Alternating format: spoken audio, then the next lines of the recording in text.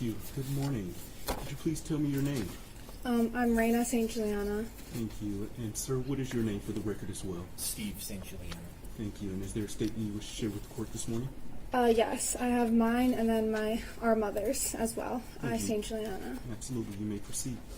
So this is our mom's statement.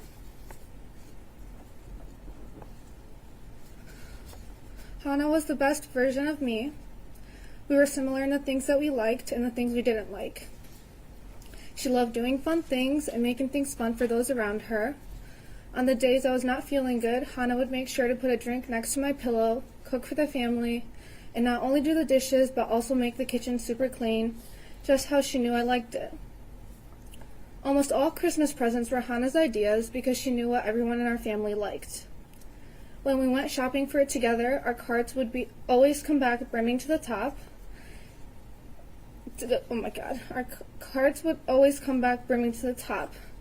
Even when Noah was little, she adored him from the start. She would make sure to stay up late and hide the elf on the shelf creatively for him to find in the morning. She would practice soccer with him. She would always pay attention and take care of him. And with her older sister, they became best friends. Together, the both of them gave Noah advice to help him become a wonderful person. Hannah was always thinking about our family and always extended those thoughts to everyone around her as well. She lifted all of our spirits. She was going to dress up, fall in love, go on dates, go to college, get married, start a family, take a bunch of vacations, eat a ton of good food, one day live near me, and I would watch her kids. And for Christmas, everyone would meet at Hannah's house, and from there on, she was always going to bring her family together. On that day, not only was my loving daughter's life taken, but all of my family's future was taken as well. Since that day, all of our lives have drastically changed. Now, in my daily life, whenever I see a pair of sisters, I am sad. When I see other siblings getting along, I am sad. When I see other mothers and daughters, I am sad. When I see other families having a good time, I am sad. When I see others her age having fun, I am sad. Every moment, every day, every experience, I think of Hannah and I am sad.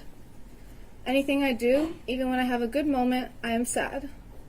I am sad in the spring, in the summer, in the fall, in the winter, during Easter, Halloween, Thanksgiving, Christmas, and all holidays.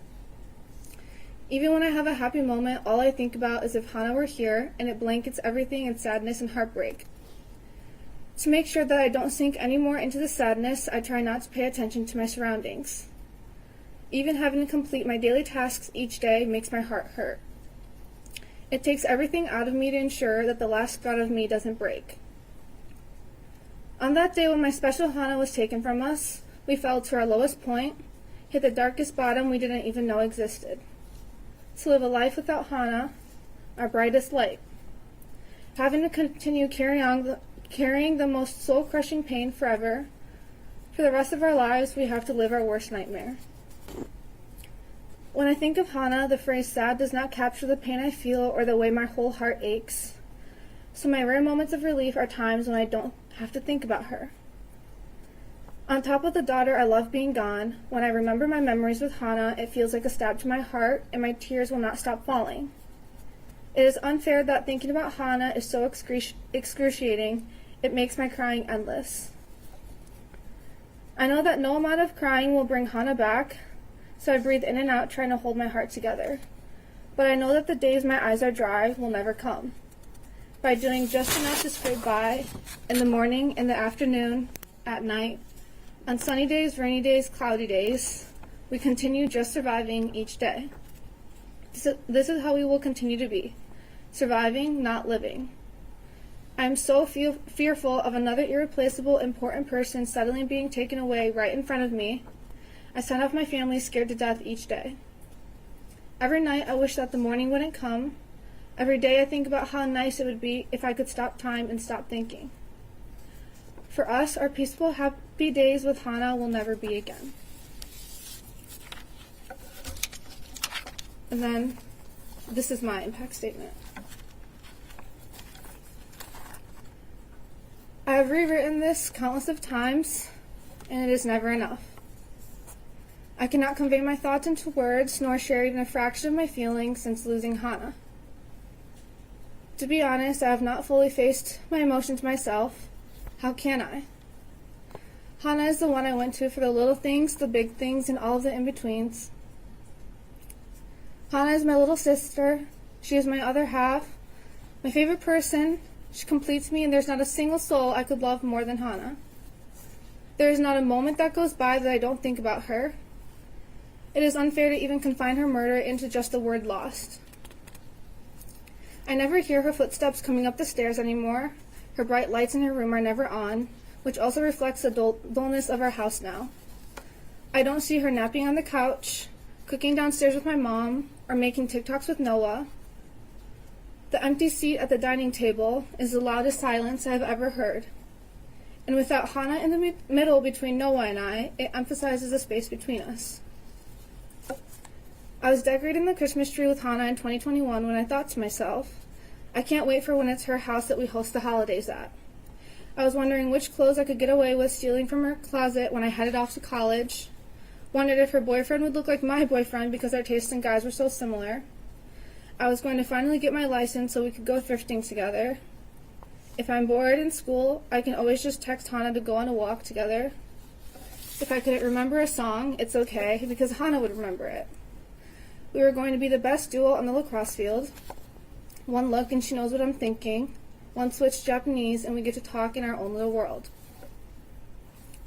She'll speak at my wedding as the maid of honor, and I at hers. With Hannah by my side, there's nothing I can't do. Instead of speaking at her wedding, I spoke at her funeral. Instead of fishtailing her hair for a game, I curled her hair in a casket. Doesn't matter if I go to her room to steal her clothes, show her an outfit, or ask for advice. I am met with silence and darkness. I pushed off getting my license because what was the point? She's not here to sit in the passenger seat. I couldn't go back to school and finish my high school years.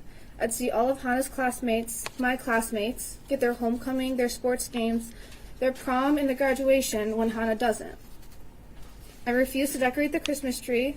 That is what we do with Hannah. My brother asked me to still continue our traditions, but I can't. I can't be a good sister for him because that is what Hannah and I did together. Each day is just going through the motions, because apparently we're still supposed to go on. I hate it. I never asked for it. I never want to accept it. Loving Hannah shouldn't be this painful, and life isn't supposed to be this paralyzing. I am scared of forgetting Hannah.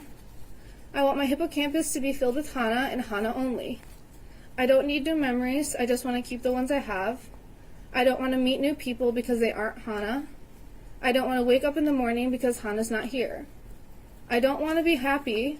Hannah is my happy. In my family, we can't say to each other that we miss Hannah, even though we feel it in every atom of our body. We love her too much, and those words are too hard. Because if we say that out loud to each other, we all have to face the fact that we have to miss her forever. It's not an instance where we can wait for her to come back. It is the rest of our lifetime without her. I thought, of course, because we cannot even bear to share our pain with each other, we also won't with those around us, which is why people can ask us how we are doing. If they knew that it doesn't get better, they would never ask that. What I realized is that it seems that they forgot what we were like with Hannah. Looking back at pictures, I have not seen my dad smile like that where joy radiates off of him. I haven't seen Noah so alive without the bags under his eyes, and I haven't seen my mom so carefree without holding her breath every second. There are no words to capture her incandescence, humor, thoughtfulness, wit, kindness, or loyalty. Hannah's always there to support you, hear you, see you. You'd know that. Throwing your head back and laughing at the stupid comment Hannah made, you have to feel it.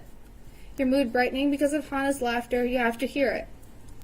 Her colorful Converse, gold jewelry, fun socks, perfect nails, you have to see it. Her kindness was in abundance. She recognizes the smallest details. Her love is unconditional. The warmth she wraps you in is the warmth I cannot live without. I do not want to live without Hannah. She brought out the best in all of us. She truly brought out the best in me. So I'm sorry to everyone who now never gets to meet her, because Being robbed of that is a tragedy in itself. To know Hannah is the greatest gift in life. I'm sorry for everyone who knows her, because trying to meet someone like that again is impossible. I look for Hannah in everyone I meet, every place I go.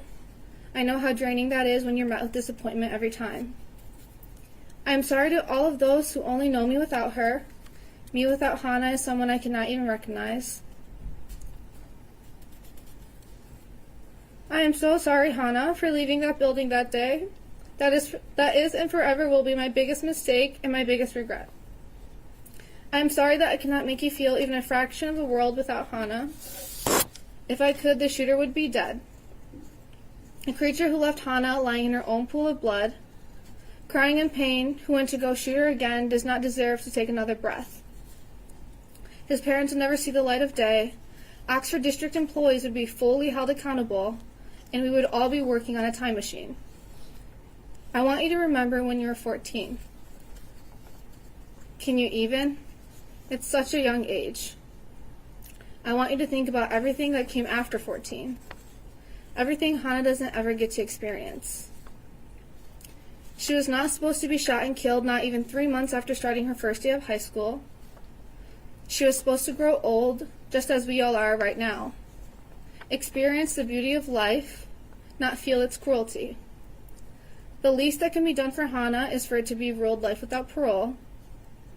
There is no justice that will ever be enough. However, the first step is to ensure that he never has a chance to take away another life and destroy families ever again. Thank you. Thank you for your statement.